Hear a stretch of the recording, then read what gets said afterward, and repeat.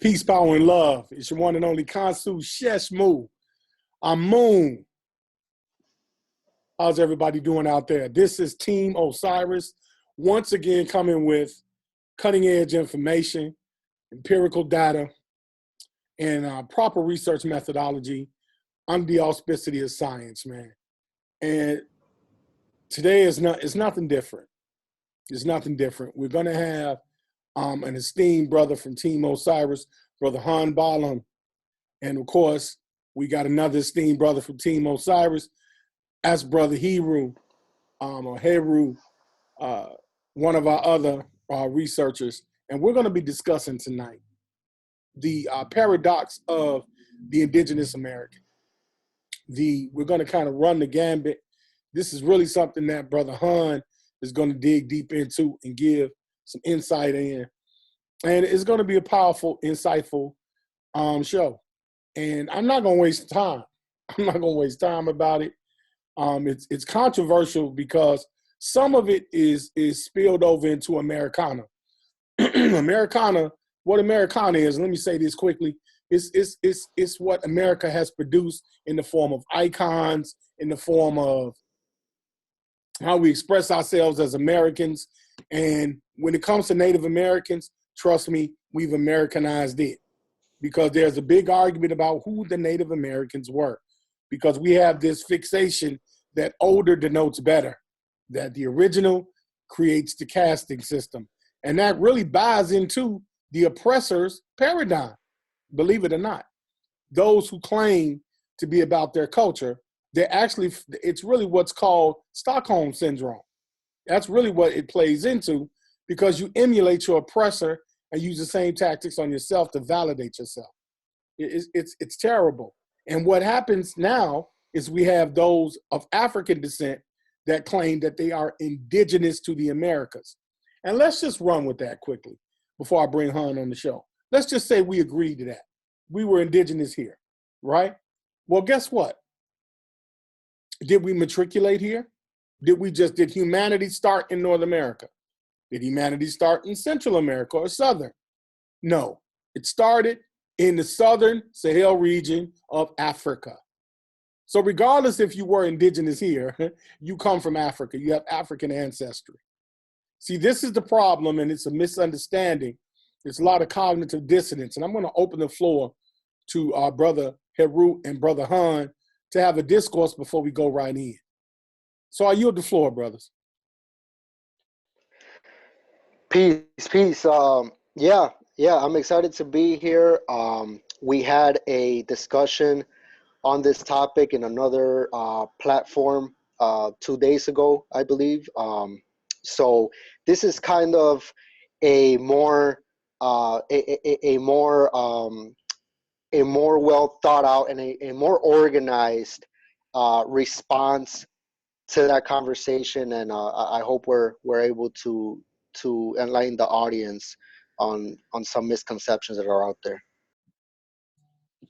That's cool, man. Brother Heru, do you have anything to add to that, brother? Oh man, I'm gonna be chiming in periodically throughout this whole presentation, man. Peace, power, and love to everybody that's, taking their time out and listening to some real information. And we're gonna just get it in. It's just gonna be real. It's gonna be real entertaining, and it's gonna be very informational going forward. Yes, sir. Absolutely. Yep. So yeah, I mean, without further ado, let's jump right into it. On the screen, there should be a couple slides that will be rotating back and forth, just for the general audience to view while we are speaking on the topics.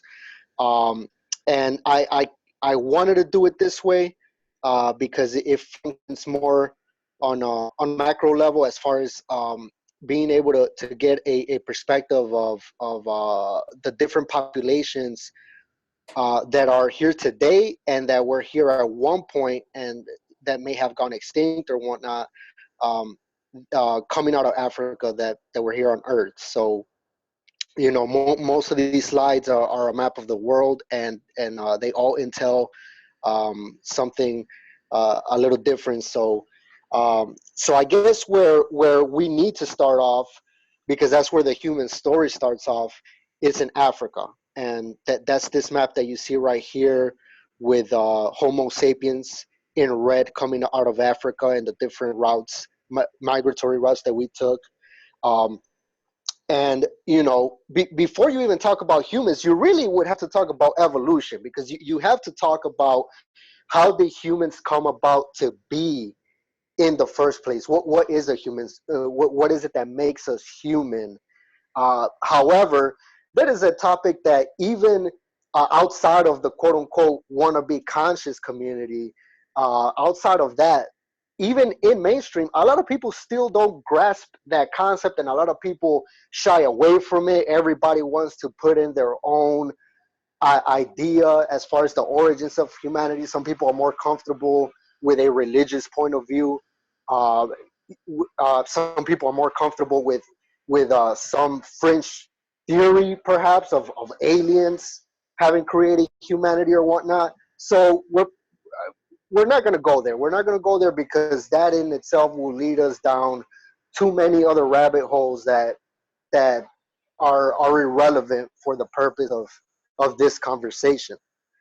So for this conversation, I feel that regardless of whether you think that humans sprouted out from the ground like a flower, or that they fell from the sky, if you don't want to believe in evolution, or if you don't want to take the time to study how evolution even comes about in the first place, then regardless of how do you think we came about, we are here, and we know through archaeology, we know through genetics, we know through the fossil record, we know through many different disciplines and many different fields of study, that the oldest bones, human bones, are found in Africa.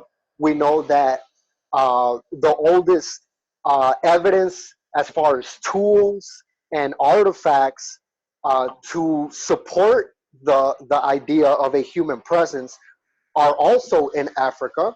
And we know that the genetic mutations that we all have inside of our genes are sit on top of a genetic sequence whose oldest version is only found in African populations today, like the Khoisan and like the Mbo and the Bangwa of Cameroon, right? So these are all completely independent fields of research that are going to come back to a same conclusion. Okay, so regardless of how many holes there are in the fossil record, regardless of how many holes there are in the archaeological record and in the genetic record, at the end of the day, the bigger picture all points to the same thing, and that is something very important to understand, because it is the foundation of how other theories are built, are built, and how our understanding of these different disciplines is furthered. It has to stand on a sound foundation, and that is it. Out of Africa is was our original birthplace.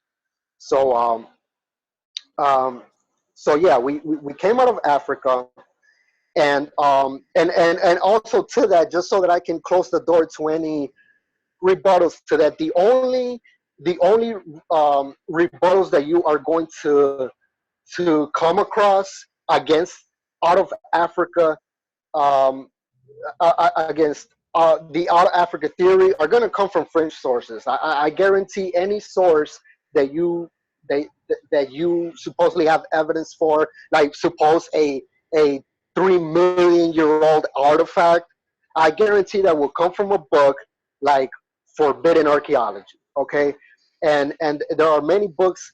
There are thousands of books out there like that, and if you want to go down that rabbit hole, you are free to do so. But it's always people that go down those rabbit holes who always act as if that is the scientific consensus. They always act as if you know, they speak to you in a manner like, oh well, have you not heard of the 3 million-year-old pyramids for woo, woo, woo?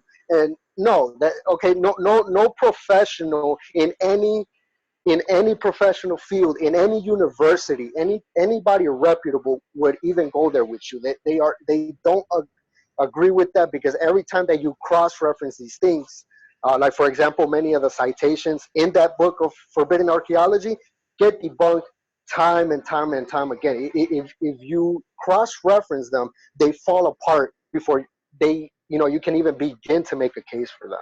It's poor science. For example, carbon dating, mistakes in carbon dating happen all the time. They are very common.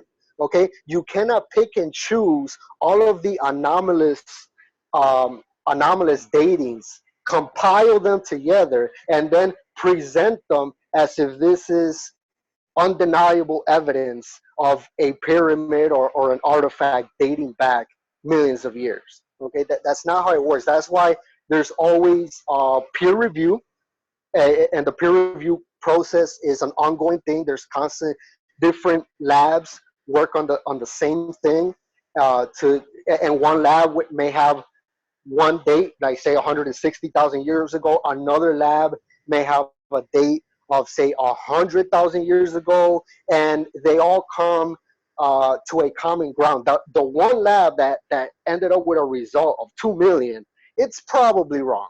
Okay, that's the way science works. We're always building on top of other research, and it's peer reviewed, it's academic. That is what critical thinking is all about.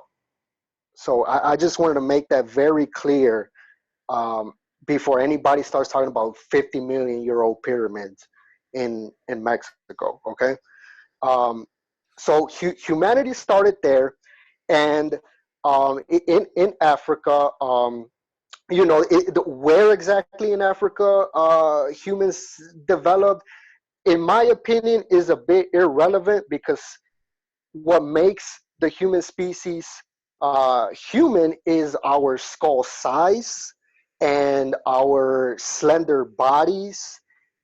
Whereas there are fossils of humanoid looking species that you may confuse to be human on the surface, but when you do a deeper analysis of those skeletal specimens, the cranial size is way too big. The bones are more robust, and et cetera, et cetera. And to the point where you can almost say that these are a similar but a different species nonetheless, which they are, in fact, earlier hominins in our history. So humans go back to say 300,000 years ago. If you want to be generous, you could say 300,000 years ago. That's what the oldest skeletal specimen has dated up to, which is Jebel Irhoud in Morocco. And even then, he's already in a gray area, because when they first discovered him, they thought he was an earlier hominoid. They didn't really want to classify him as human, because his skull was big as hell. It was a very, very big skull size, and so it already creates a gray area. So it is us who put the line as far as who we consider human and who we do not. But as far as the archaeological record shows, as far as tool making and behaviors, according to the compilation of artifacts that they have found, and cave drawings and so on and so forth, it seems to be that whoever was around back then, 300,000 years ago and before that, the behaviors are completely more simpler, very more simpler than ours today, obviously, right? I mean, and evidence of that is in the technological developments that we are able to come up with, right? So there's a huge gap between throwing spears and what we have, and making monuments, right? So it's a huge gap there, and it seems that um, that species before us were even simpler than that, and and like I said, the human story, if you want to consider those humans, it can go up to 1.5, maybe 1 million years ago, if you want to consider Homo erectus a human, which you know, he was a hominin, but not a Homo sapien. So Homo sapien comes about, like I said, 250 to 300,000 years ago. So Homo sapiens are defined by. They used to say it was behavior because they thought that that we left Africa before we had developed like abstract art, which there's evidence for that. For example, in the Cro-Magnon culture of Europe, but I believe it was Tanzania. I forgot the African country. It was somewhere in East Africa, Tanzania, I want to say, where they found 70,000-year-old abstract art. You know, it looks more like a graph. It was a cave painting or whatnot, but that tells you that those developments were, as for humans, were already there.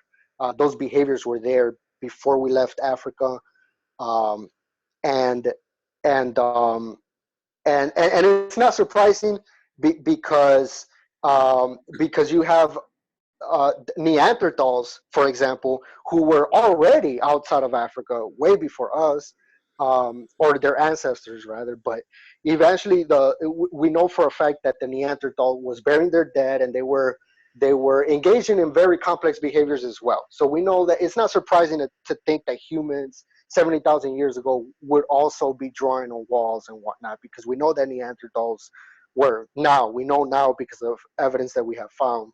Um, I'm sorry, in these different locations in Europe. So we leave Africa, and this is important. We leave Africa in the middle of an ice age. It is because of the ice age that humans went towards the coast in the first place, and they resorted to more seafood and marine hunter gathering lifestyle, rather than inland, because as the ice age is approaching, the grasslands in the Sahara are drying up, and animals flee towards the coast, and humans follow. That, you know, we at that point, during those eras, we are living hunter gatherer, nomad hunter gatherer lifestyle. So the animals flee, they go towards the coast, and we follow. Okay, while the grasslands are turning into a desert. Brother Hun, Mm-hmm. let me ask you a Yep. question. And I Yep. hear this coming from those who may, they just don't agree. Nothing wrong with disagreeing, because this Right. argument has been ongoing. What about those that say, look, you're telling us this, Hun, but we need empirical Mm-hmm. data. We need evidence. We need to see or have source Mm-hmm. to validate your claim. Right. What do you say to that? I say there are hundreds of databases of artifacts for human occupation in different regions. Again, there is the fossil record, the skeletal evidence, um, and there is genetics. With genetics, nowadays you have what's called the genetic clock, which is basically a methodology that geneticists use to be able to give time estimates on as far as when a certain mutation took place, and trace back the mutations prior to those, or the mutations that ours sit atop on, and they're able to trace them back to a common ancestor, and that also gives you dates. So in my opinion, the only way, not in my opinion, but the way in which these things are refuted always go back to the same thing. It's always a cry of conspiracy. So everything is a goddamn conspiracy. And if you're going to go there, the discussion is over. There is no way to communicate with a person that that the fossil records for them is going to be a Masonic conspiracy. Something for some reason the Masons are in everything, right? So Yeah. so the fossil dinosaurs are a conspiracy. The Earth being round is a conspiracy. Everything is a goddamn conspiracy. So if the fossil record is going to be a conspiracy, what can I say? What can I possibly say to you that will convince you, that this is real world data, right? Right. Okay. And well, you could carry on. I just wanted to bring that caveat out because we do have a lot of social political undertones in this conversation because there's an ongoing dispute as to the ethnicity, i.e. nationality of the indigenous people, Aboriginal people. Would you kind of Oh, shed light absolutely. on that if you care to? Yeah, absolutely. And on another, I just want to say the only other way that this is usually refuted is either, like I said, it's either because it's a conspiracy or they want to nitpick at, oh well, it's just a theory, as if a scientific theory means the same thing as theory in its everyday use, which it does not. A theory in its everyday use in science would be called a hypothesis.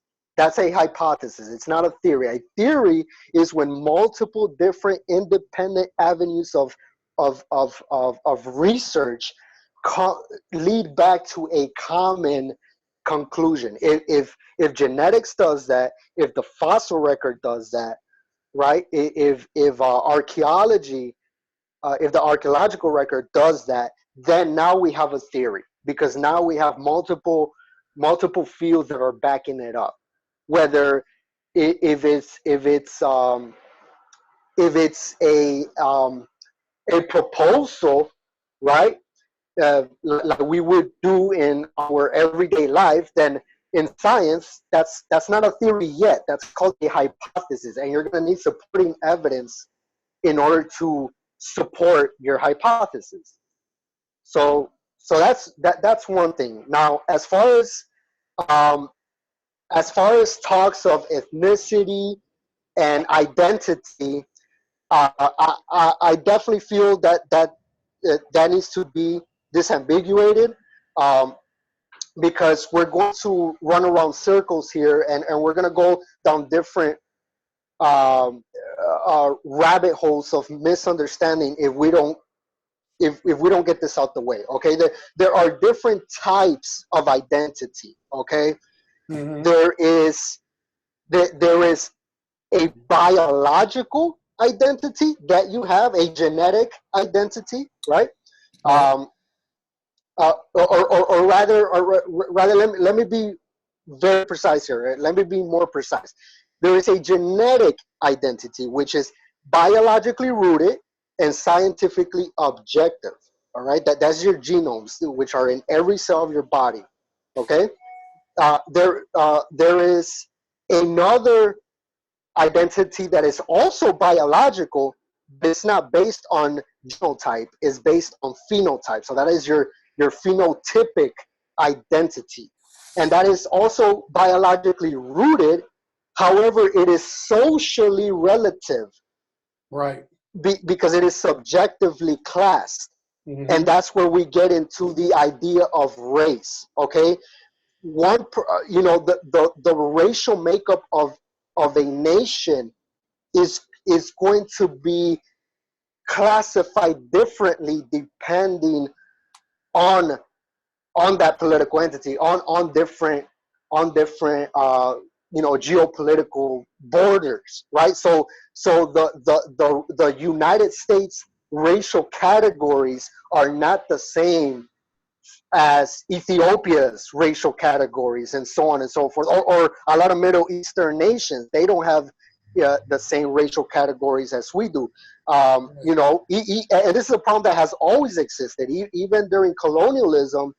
The Spanish conquistadors in Latin America, what is Latin America today, they had different racial categories than those that the U.S. had, and so on and so forth, right? So race is half and half, because many people, a lot of people today, they run with race as a social construct, and I just say to that correct, that is 100% correct. However, is only one side to the coin, because there is another part to it that is biological, that is real, but but that, like I said, it's the way in which we classify each other that is going to be subjective. There is going to be relative to the political context, to our, you know, the where we live in, where we reside at. Right. So those are two types of identities right there. One is genetic, which, you know, geneticists would use genetic language to describe that, as far as haplogroups, autosomal DNA, mtDNA, which is mitochondrial DNA, and so on and so forth. There are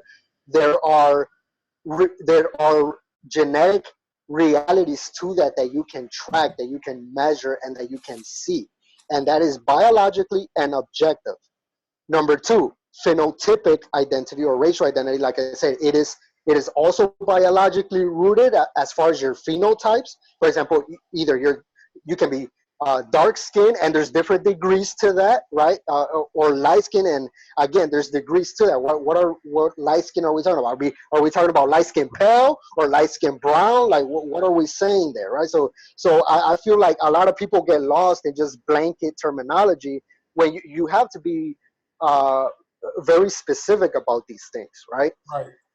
And then another type of identity that you can have is your ethnic identity, which or tribal identity, which is cultural and subcultural. Okay, so this type of identity doesn't care about your biological roots. It doesn't care about your genetic identity or your phenotypic identity. It is a cultural phenomenon. So, for example, let me give a couple of examples here. Latinos and Hispanics. Okay, Latino and Hispanic, regardless of the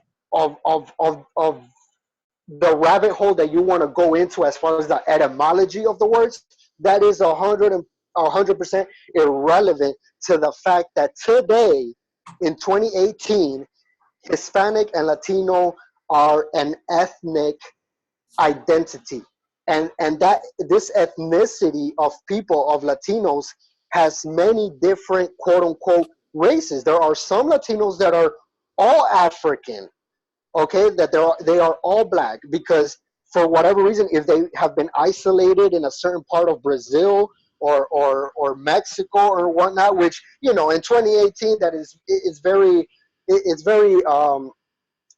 hard that you're going to be completely unmixed. But regardless, there are Latinos that are phenotypically all African or whatnot, right? You have Latinos that look more like Spaniards, so they look more like quote unquote white, but specifically Spaniard white, okay? And there are Latinos, Hispanics, that are Native Americans, like pure Native Americans, that you can still find them in many places in Central America, like southern Mexico, Guatemala, El Salvador, Peru, etc., etc., and anything in between, anybody in between. So if you have in colonial, see, in Latinos, we don't resort to these classifications anymore, because they left a bad social stigma to them, because during colonialism they were used to class people in a social pyramid scheme by the Spaniards. but that's not to say that they don't exist. I mean, it is a fact that me, for example, if I'm Native American and Spaniard admixture, then that creates a new species, or rather not a species, but a new type of human that had previously not had contact before, or had contact, you know, talking about hundreds of thousands of years ago, because we all share in a common ancestor, right? But they were isolated for so long, which gave rise to the phenotypes that you see in a Spaniard and the phenotypes that you see in a Native American, which were before 1492 isolated peoples, and then they come into contact, and so their offspring is going to be a hybrid, right? And so you have Native American and Spaniard admixtures are called mestizos. Black, West African and Portuguese or Spaniard admixtures would be mulattoes, right? If you have a West African and a Native American admixture, like is the case for the Garifuna people, for example, in Belize and in a lot of parts of the Caribbean, because those were West Africans that mixed with Arawak people and Taínos, and well, Taínos are Arawak, but you also had the Kalinago people in there, which are Caribs. But anyway, Native Americans and West African admixtures. Let me say this quick. Yeah. For those of you who are listening, Go ahead. Hun is going in. Hun is going in. Go ahead, bro. Yeah. And so, so those are, in colonial times, they will call them Zambos. Now, again, in 2018, we neither use mestizo, Zambo, nor mulatto anymore because because of the socially negative stigma that it left behind. But there is a reality to them as well, that cannot be denied either. So, it is what it is. This is, it's important to not get caught up in the labels, but also don't deny the reality that are behind them. And this is important because, we've had conversations with people, Kansu, you know this, me and you, we've had conversations with people where they are not using these terms properly. They don't even know the proper context of these terms. They don't call me, for example, a mulatto when that doesn't make any sense. It's not applicable. How can I be a mulatto if the most African I have in me is 3%, genetically speaking, and that's East African, right? But and that's not to say a lot of people have more than 2 admixtures. That's not the point. The point is that what predominates in your genome, if it's two races and one is Spanish or Portuguese and the other is Native American, probably from Latin America, right? You're not a mulatto. That's properly speaking, it would be a mestizo, but not a mulatto. But anyway, that's just it's just it's something that people can't even get the terminology right, but they go on these tangents, and and so it's important to keep that in proper perspective. But anyway, the other type of identity that I wanted to talk about is political. So this is your national identity, your citizenship. Some countries allow for dual citizenship, but it depends, man. It's relative, and you got to be careful with that because, for example, the U.S., you can be a dual citizen on paper, but according to the oath, for the United States citizenship oath, if you become a U.S. citizen, you renounce to any other nationalities. So anyway, but that's another type of identity. It's political, and that's a political thing. So again, a political identity, your political affiliation doesn't care about your ethnicity, nor does it care about your racial, your racial makeup, your race, nor nor your biological makeup. They don't care about that. It is a political thing. Now, you can be a natural born citizen of a country, meaning that you were born there. For example, I was born in Mexico. So I was a natural born citizen of Mexico. I was a Mexican national. But I came to the U.S. when I was 6 years old. I've been here all my life. I've been here forever. And I became a U.S. I've been a permanent resident of the U.S. So, which means that I didn't have to get the citizenship. I could have just, because a permanent residency, it is what it says. But I wanted to become a citizen, and so now I switched my political affiliation, right? And these are very, very important distinctions to keep in mind, because there's a certain group of people out there, for example, called the Moors, whose introduction to every conversation that you can ever possibly have with them is, what is your nationality? As if that says anything about anything. You're over here talking about topics like your biological makeup. You're talking about race. You're talking about your ethnicity, and to them, everything revolves around your nationality, as if that means anything to these other identities. You see what I'm saying? Like that's a problem. That's a problem. And these things have to be taken into proper context. So having said that, humans 300,000 years ago, behaviorally wise, if they had any ethnic identities, it wasn't by choice.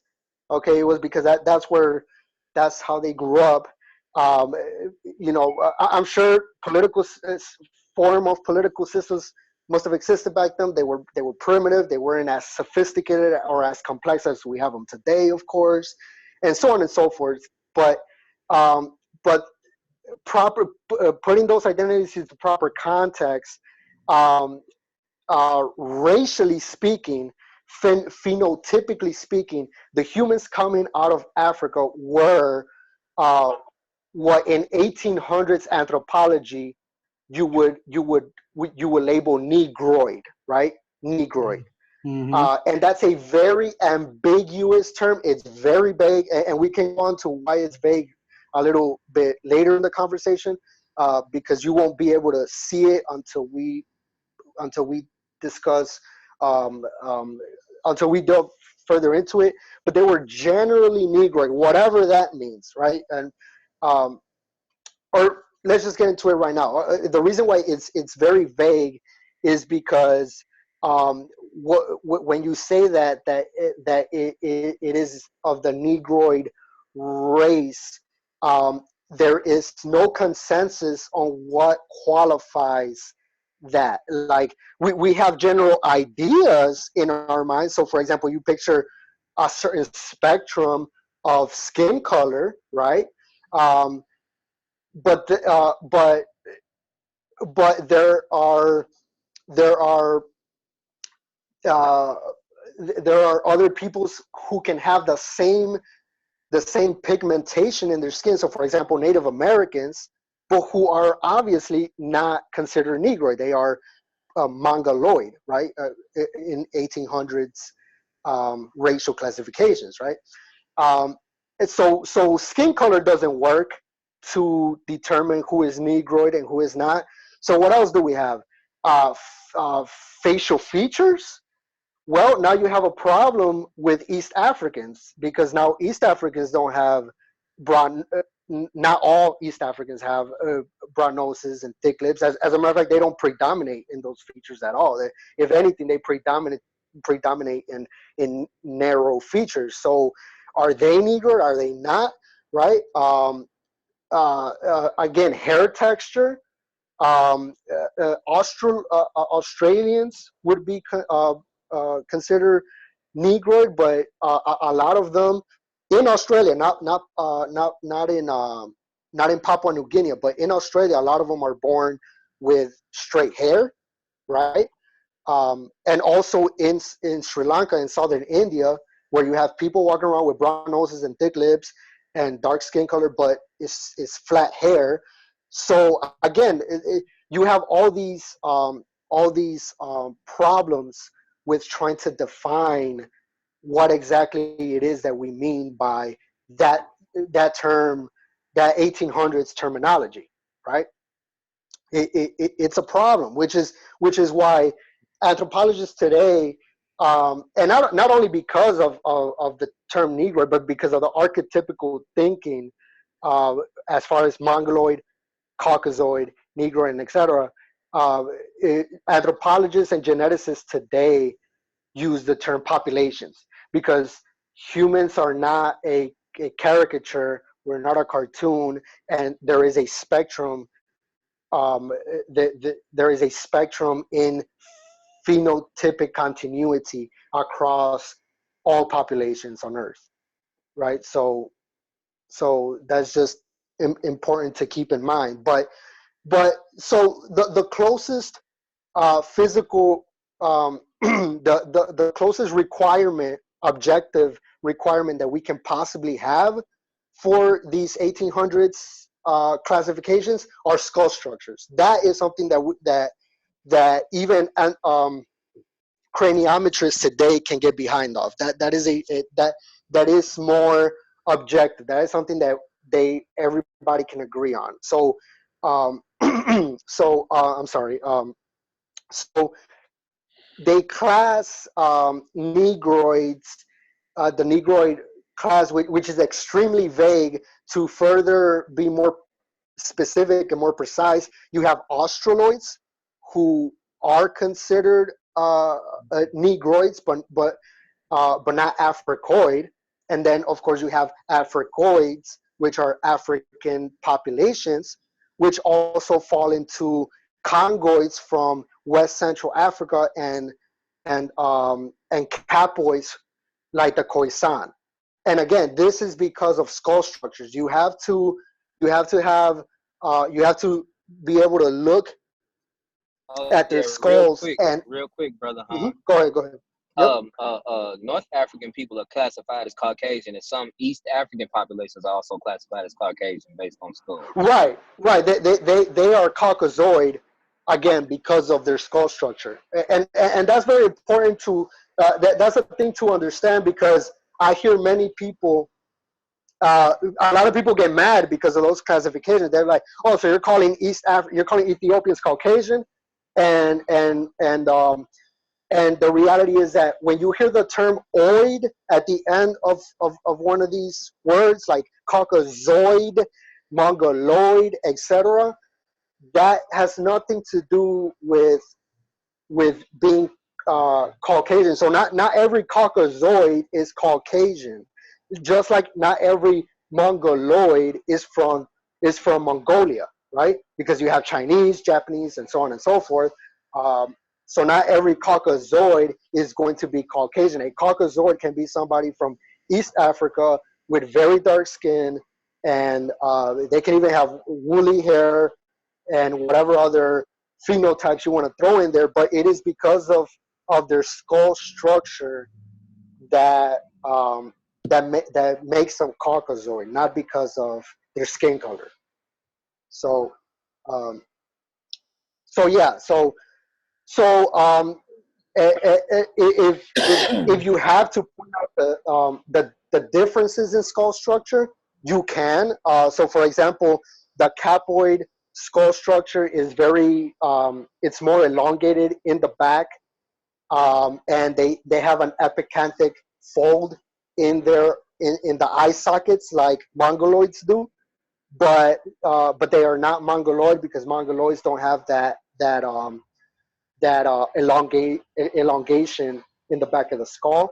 The congoid skull structure usually has a prolonged jaw, so a protruding jaw. But again, that is not always the case.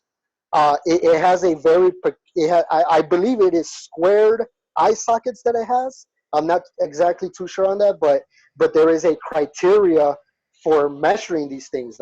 As far as the eye sockets, the nasal aperture is wider, of course, right?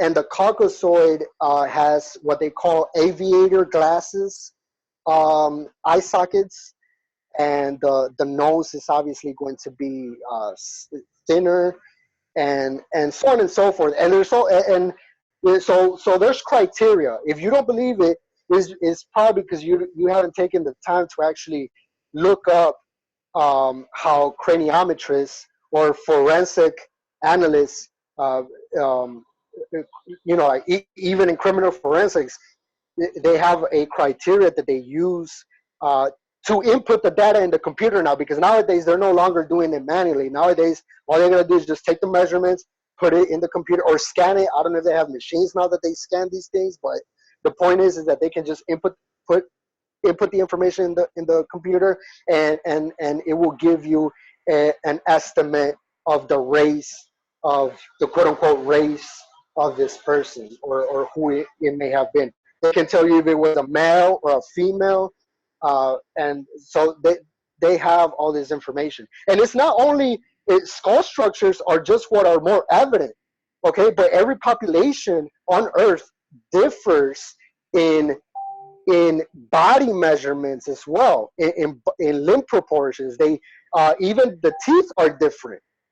Mongoloid's teeth are tooth morphology is not the same as everybody else. So everybody has differences that are measurable, and that is what has produced these general archetypical uh, labels. But again, um, they're outdated only because we recognize the spectrum in population nowadays. But that doesn't mean that the indigenous people of any given area did not predominate in a certain skull structure, or and a certain body proportions, and so on and so forth.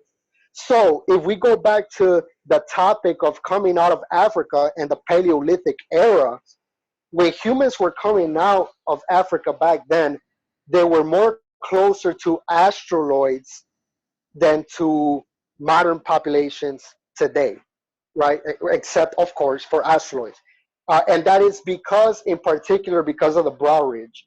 Humans back then had a more robust brow ridge. You can still see in a lot of Aboriginal Australians today. They have a very peculiar brow ridge, which is a feature or a phenotype that we used to share with a lot of with other archaic humans, other archaic hominins that were walking around. So humans coming out of Africa look more Australian than anyone alive today. I don't know if there's any questions or anything you guys might want to add to that.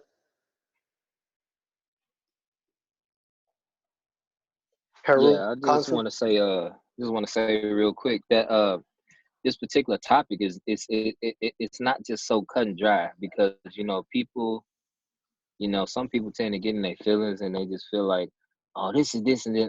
It's not that simple.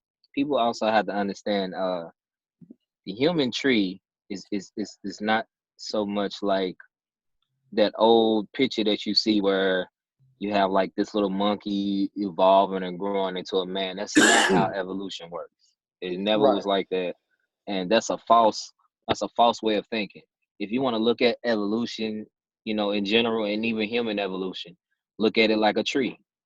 A tree grows, it starts to branch off, and branches have different branches, and then you got branches that got twigs branching off. Like, that's exactly how evolution should be represented in the mainstream, not that 2D dimensional monkey to human. That's not how this works, so we definitely got to make sure that's understood, and that brow ridge you were talking about a few moments ago, that's an archaic feature, like you said, that's shared with other hominids.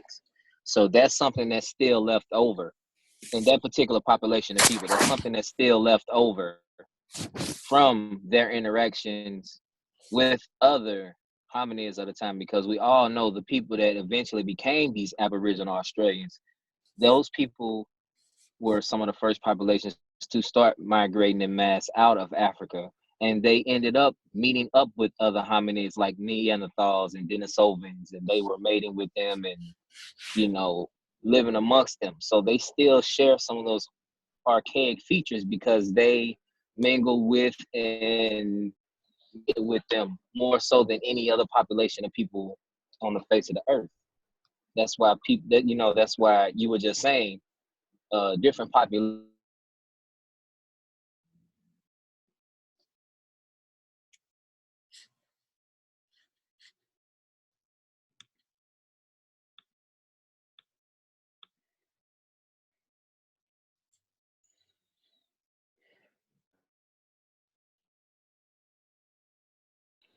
Kanzu? Yes, I'm here. Can you hear me? Yeah, Yeah, yeah, I can hear you, but I think we lost Haru. We lost you for a little bit there. Yeah, just for If a you could just second. We bottomed yeah. Somebody was trying to call my phone, but out. yeah, no, I mean, but I was finished speaking, saying what I was saying, though. I appreciate how I was trying to Well, you know, let me say this too. I think that this is something that's going to be ongoing. I think Han did a fantastic job, you know, really going into the disparaging understanding of ethnic versus race versus nationality. That is really the caveat in trying to explain this history, because we're encumbered by social political caste systems that misappropriate our ability to connect ourselves to our history cognitively. That's really the biggest issue because of this thing called racism and bigotry. It gets in the way of the natural assimilation of a human and their culture. Cultural identity really affects a person's psychological disposition as to who they are. Give you an example, Rachel Dolezal, right? She's very popular for a while, talking about, you know, what is this European woman saying, claiming she's black? Well, guess what, guys? She is. She psychologically has identified herself as being that, and she relates to the culture. That's what she assimilated to. Now, there's a difference because genetically she's something else. And this happens throughout history. This isn't a modern anomaly. Cultural assimilation happens all the time. Sometimes because of genetic displacement, such as diaspora, these things will happen. So in America, we have this issue in context of what we're talking about here today. And that is the diasporitic actions of Africans. We know that mankind started out of Africa. We have timeless evidence of that now, and it validates it. Even though we have some people that are claiming that humans started in America. Another disparaging argument, and I kind of want to just touch on it, but we're really going to go in depth. You know, Team O.S.I.R.I.S, we try to go above and beyond. I'm going to ask Han and I'm going to ask Saru, this argument about the pyramids that are built by the Incans and the Mayans, juxtaposed to the pyramids in Egypt, Giza, where they claim that they're aligned the same and they come from the same archetype. I'm going to let you brothers touch on this before I put my 2 cents in. Okay. Well, I'll go ahead and take point on this real quick. Not only are some claims being made that these pyramids are built by the same people, but also there are some people who even going so far as to say they're in some kind of perfect alignment with each other. That's completely false. You can simply do a Google Earth and look at a map from the top down on each site, and you can obviously see that they're not in the same type of alignment, not by a long shot. So that part is completely false.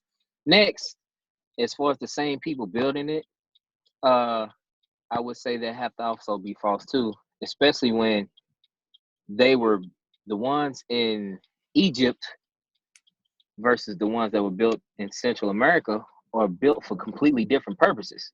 and is using completely different construction. So I don't even understand how somebody could even make that loose assertion to say that they are the same and built by the same people when the purpose for each site is completely different. You know, in Egypt or in East Africa, because Egypt is the only place with pyramids, they built them as burial tombs. But in Mesoamerica, that's not what we're seeing. These places were used as temples, gathering places. You know, I mean, they were used for vastly different things than what the people in Egypt built them for. Like I said, it's completely different construction. You know, they don't even look the same.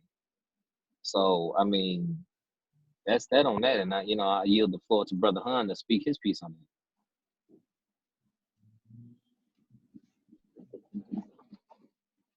Our brother Haru, before Hun speaks, what about empirical data? In a later show, will we have evidence to show and prove that what you just said?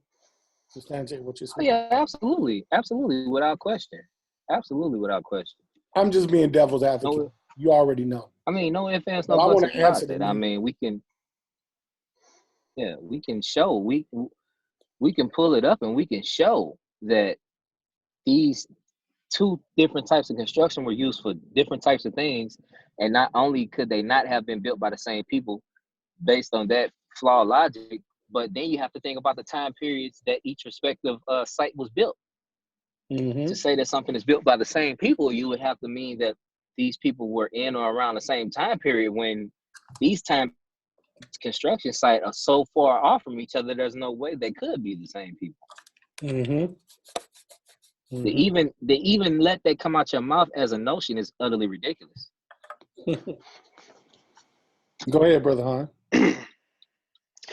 Yeah. I mean, the reason why that even comes up in the first place is because people are already come into the topic from having been in other rabbit holes, right? So these are people that believe in ancient contact theories and all sort of other French ideas that, again, most of the time, 9 times out of 10, they will be unsupported by on a peer review level. They will be unsupported. The evidence is weak, and even beyond that, I mean, they don't even, a lot of times their time frames are all fucked up. Like they start talking about this population here built this over there when that population didn't even exist yet, or you know what I'm saying? Like they have uh, uh, at least Ivan Van Sertima was more scholarly, but even in his book, even on his end, he misapplied the dynasty of Egypt that he hypothesized, or that he wanted to sell the idea of, that had visited Mesoamerica, in particular founded the Olmec civilization, right? And then and because he did it in a time when a full timeline of the Olmecs and Mesoamerica as a whole had not even been developed yet, when the pieces came together, and we had a better picture of the Olmec timeline, he changed it up. He had to change it up and say that, oh no, it was this other dynasty of Egypt that went there. My timeline was off, but they went there nonetheless. You know what I'm saying? Mm-hmm. So that's how it is. And and much respect to him, because he was, at the very least, he was more scholarly than a lot of these YouTube people that give a different theory every other day. But these YouTube people that probably haven't even read his book, but jump on these type of conclusions, they're even more off, because there's no coherence to their statements. They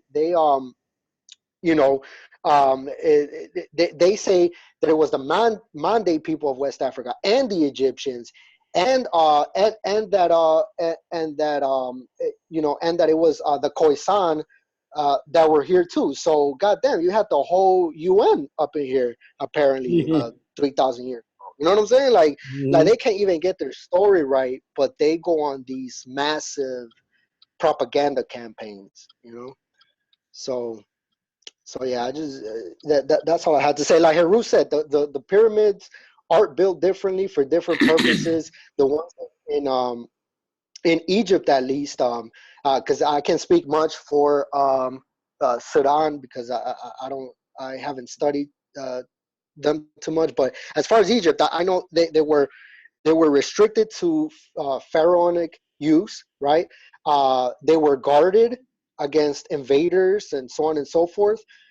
Whereas in Mesoamerica, even I don't care if you had a few that were public, that's not the point. The point is that most of them, they predominated in pyramids that had restricted access and a completely different architecture. Whereas in Mesoamerica, most of them, 9 times out of 10, they would be public gatherings for offerings and rituals and so on and so forth, that people could visit any given day and do whatever religious ceremony they had to do, right? So Mm-hmm. so there's vast differences there. There's also a problem with timeline, because the ones in Peru are the oldest in the Americas, and they are contemporary with those of Egypt.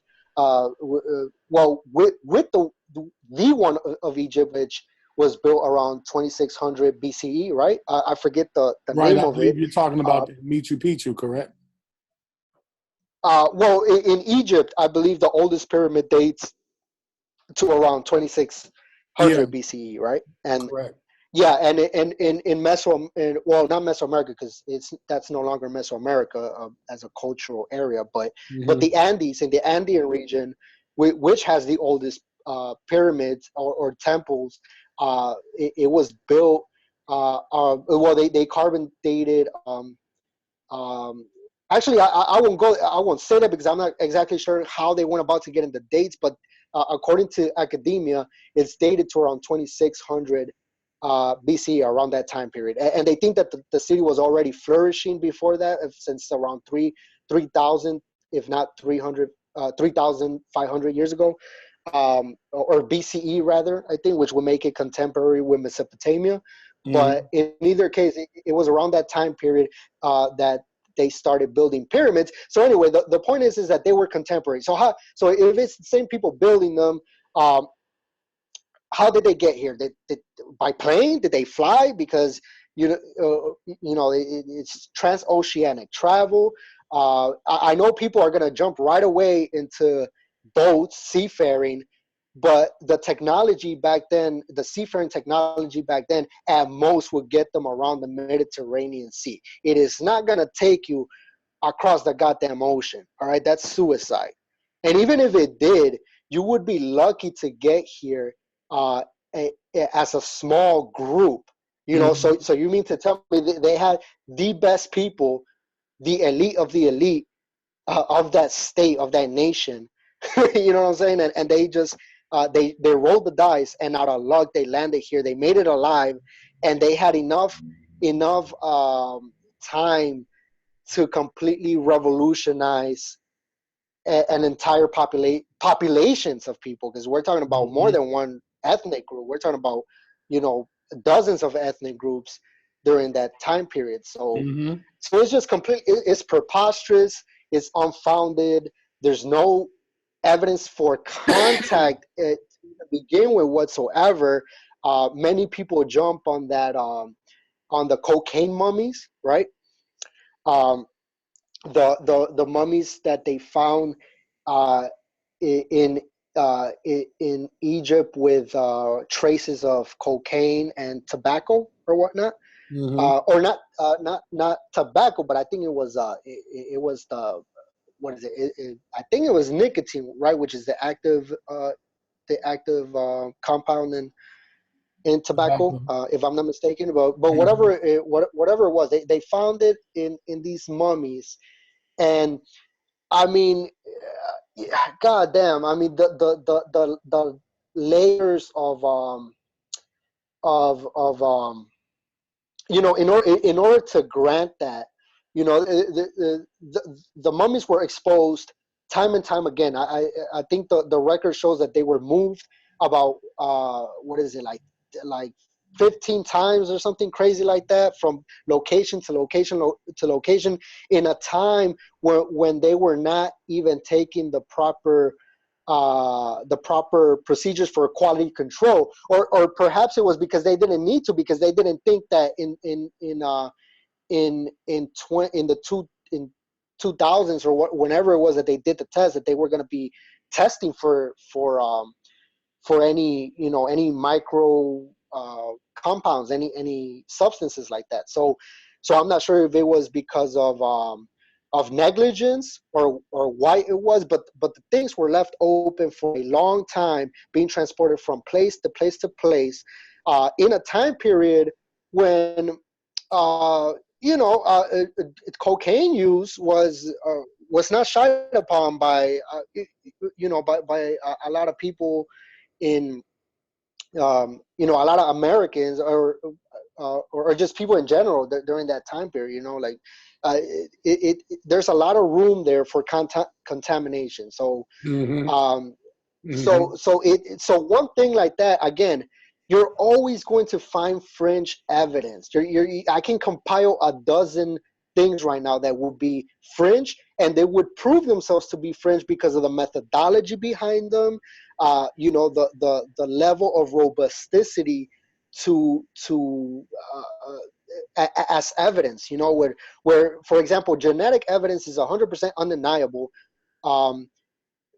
because even if you want to accuse a sample of being contaminated, you have to take into account the genes of the people that it was around, and where the place where those genes were, or that cell was found, who may have come across that specimen before that may have contaminated, and so on and so forth. So for example, if it's contaminated, I mean, if a Native American sample shows it shows Australian DNA, and the anthropologists are not Australian, and there's not an Australian in sight within that region, then it's probably 9 times out of 10 that's probably a legit sample. That means that there was some ancient, Australian contact in that skeleton or whatnot, right? So it's just common sense things. But the point is that you already have critical thinkers for this.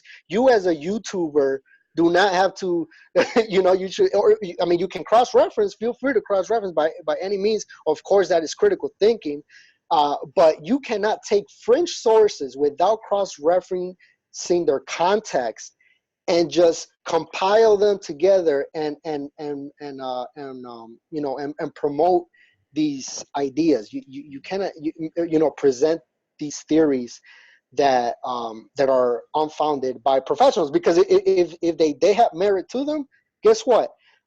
Anthropologists, they all, if there's something new to discover, or it's not like they are just going to go with the status quo. They want recognition as well. So if they're going to be the first to find legitimate evidence for something, they are going to want to be the first to put it out there so that they can get credit for it, right? They're not gonna, not everything's a damn conspiracy. And when they don't back up something, is because they don't want to put their career on the line chasing after something extremely fringe, that it might have been a hoax or may have been contaminated. They're not gonna put their whole career on the line for that, Yes. Well, man, this has been quick, insightful information. And this is my motto, man. For the past hour, we've been talking about this. If you have to go through extent means to explain something, if you can't explain it to where a 6th grader can understand it, you probably don't know what you're talking about. And this is evident because most information, when we get to a college level and things like that, when we talk about legal documents, when we talk about how we assimilate in the world, when we talk about scholarship, is written at a 6th grade level. Very rarely are large words that can be very misleading are used even when reading articles and things of that nature. Yeah. We talk about this subject matter. And so when you hear people that get all big-winded and convoluted, and they're going from one subject to another to explain one. Be very mindful of that. Ask yourself why. It's very detrimental that we really embrace basic fundamental knowledge. The ability to learn how to discover things. Me and Hun was talking about this, sidebar, about homeschooling. People want to homeschool their children, but they don't want to be taught how to teach. Because they're under the premonition that the school is systematic and detrimental to their children. However, you don't have the skill to teach your children scholastic things. You may be able to teach them intelligence. There's a difference between natural intelligence and intellect. To be an intellect means you know how to assimilate intel, information that you're taking in that is induced to you. And when you're induced, you then learn how to deduce what has been given to you. So your induction and deduction is important when using your reasoning upon fact. That is so critical. So you have to be a very critical individual when assimilating this complicated information. Because if you don't understand that a lot of this information is theory, but it's scientific theory. And that means that it has a possibility of fallibility. It could be, the fallibility can happen. Forgive me for my mispronunciation. The fallibility science, can happen. Science welcomes you know what I'm saying? Certain aspects of science, basically they welcome you to falsify anything that they found, anything that discovered, or challenge any scientific theory. That is one of the major purposes of putting that information out in the public. They want you to attempt to falsify it. But if you run into information that can't be falsified or can't be tested or can't be measured, then by default, it is pseudoscience. And we can't do anything with it. The theory of evolution is not where it is because it's popular or because it's a quote unquote fact. It's where it is because you, at this particular moment in time, the data can't be falsified. You can try as you may, but you really can't with the theory of evolution. You can keep going. You can try. It welcomes you to do that. Yeah. But you want to this is not a sidebar. Yeah, go ahead. No, I was just gonna say. In fact, it's not popular. Like I forgot the statistics on it, but it's like more than half of America doesn't even believe in evolution. Like they rather have their own personal theories as far as our origins, right? And a big part of that 50%, a large chunk of that is, of course, religious societies. Another one is probably ancient aliens or something, right? But yeah, evolution is not the popular thing. You have to be a person with an academic or just somebody that cares to understand the thinking that goes into these theories and into accepting these theories in order to understand why scientists agree on what they agree on. Well, it's very difficult because of the social political environments that we're raised in. Very difficult. Yeah. Because you got to let go. Look at the 1800s. Oh, go ahead. I'm sorry, brother. No, I was about to say, look at the 1800s. This will be a period that's touted by most people as like a super era of scientific understanding and things. But it's 2018, and not everything, but a nice portion of some of that stuff that was taught back in 1800s has been done away with because it's now considered pseudoscience because of flawed methodology and poor technology at the time. You know, at the time, some of those people didn't have any malicious intent. They were only doing what they understood at the time of their understanding. But, you know, obviously now in this day and age, you know, a lot of those racist theories and myths that were propagated in the 1800s, they're been done away with now. I mean, usually the scholastic standard, the consensus is anything older than 1950, you're going to have to really be careful. Yeah. People forget that we're aging. Yeah, absolutely. The world is moving into a different age. Whether you like it or not, time is moving forward. Pretty soon, it's 1950, it's going to be 1970 pretty soon. Anything beyond 1950 that is written down as historical markers or information has to be questioned and really scrutinized. It has to be cross-referenced because of the nature of technology. Science, technology, engineering, and math are slowly taking science to areas that science has never been. Yeah. And folks are not correlating that. Historians that were highly touted, no disrespect to the Van Sertimas, no disrespect to the John Henry Clarks, the Dr. Benz, and all the other, but it's archaic. It's archaic. They created the foundation and opened up a discussion. They opened up the discussion and now research came about. That's why they are highly respected. But now the technology has taken their research to levels that they couldn't. So Sheikh Diop, as brilliant as he was, his work has been taken to the next level, and some of his stuff is obsolete. You can get in your little emotional bag all you want. It has nothing to do with evolution. Has nothing to do with that. And even think about it like this. Even the theory of evolution itself, Charles Darwin, you know, he came out with this in the late 1800s. Yes. Even that within itself has evolved in some aspects of that particular theory. Yeah. Yes. Yeah. It's some things that he didn't even know that we know now about evolution. Yes.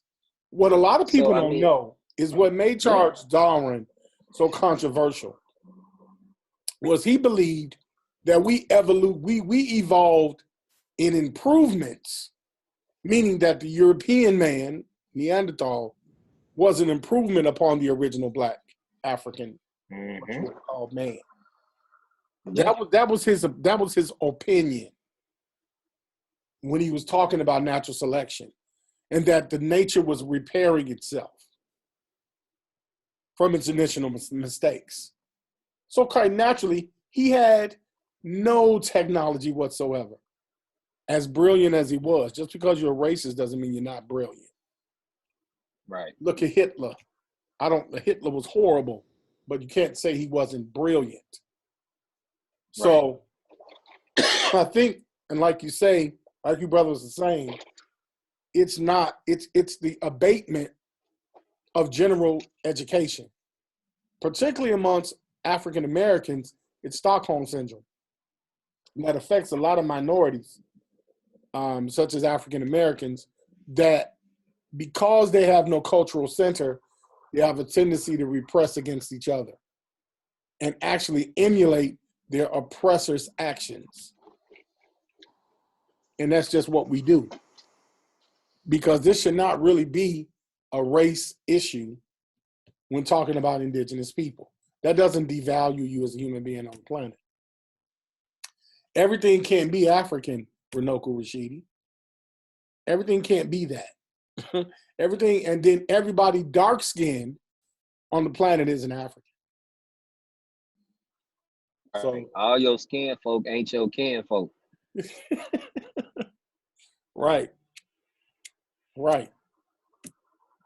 So this is something that even in the Afro-Latina community, they identify with the African ancestry, but they will not deny, and they shouldn't deny, the Hispanic and Latin history that they are part of, because a new species was developed over a period of time.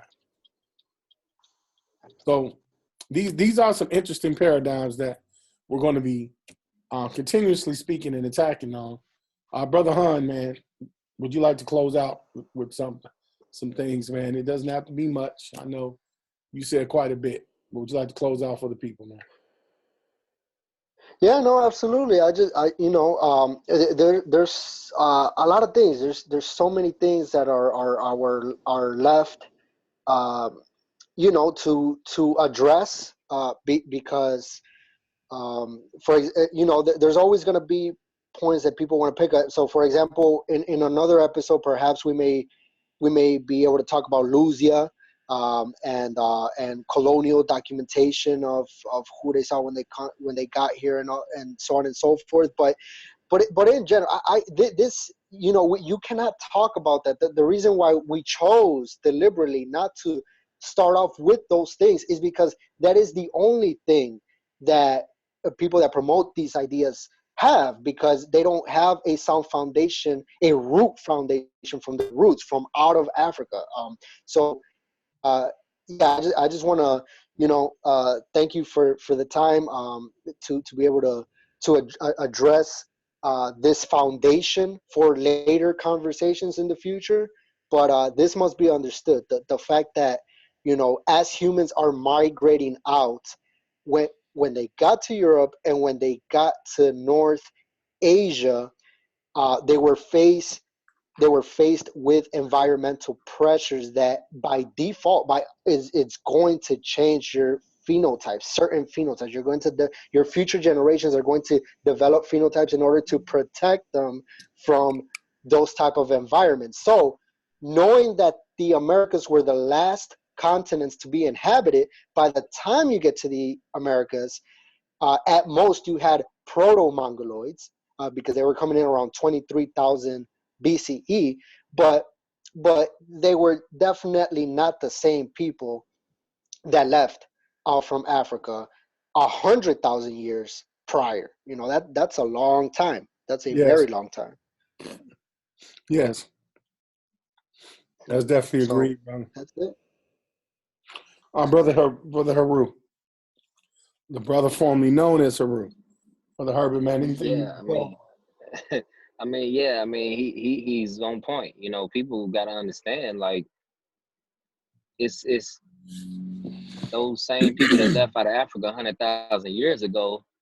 They endured those different environmental pressures, and they underwent mutations as what I'm saying, as a side effect of those environmental pressures, to start to become something that they were not before. So it's not so cut and dry as saying, well, oh, well, they came out of Africa 100,000 years ago, so those are the same people that no, it don't work like that. That's not how none of this happens. That's why you can look at the DNA of a person and it'll show you different mutations. It'll show you differences in the DNA. That's how you can tell populations from other populations of who's who. This is why these things like this exist. There are differences among humans. We're not all the same in that regards, as far as mutation wise goes. So I mean, once people start to understand that portion, and understand that there are subtle differences within the human physiology, then we're going to continue to have these conversations until people start to understand that difference. There are to? differences here. There are different groups of people. You look different. You yourself look different from someone from Scandinavia for a reason. It has nothing to do with race. It Right. has more to do with environmental pressures and what you or your ancestors were susceptible to, as far as those pressures, that brought on the mutations to have you look in a certain way, or your body able to eat certain things and you being able to tolerate certain things. It's not, it's not so cut and dry. And Mm-hmm. within the Black conscious paradigm, that's the problem that we're running into. People have marginalized human evolution and made it this cut and dry thing where they can just cherry pick and do as they please. And if you, as a African American, or not just even African American, but you as a quote unquote conscious or woke person want to add to the conversation or want to, you know, separate yourself from the masses, or you want to put yourself out there, then you're gonna have to tell the truth. And that's the best thing you can do, is tell the truth. Because when you put yourself in a position where you're just making up stuff, or you're just going along with something because it feels good or it sounds good, you're putting yourself in a slippery slope. And not only that, you're making yourself look extremely foolish. So people got to understand these things, so they don't fall into those traps, or they don't fall into those certain methods of thinking. Because once you start to get there and you get deeper and deeper, and you're lost. Yeah,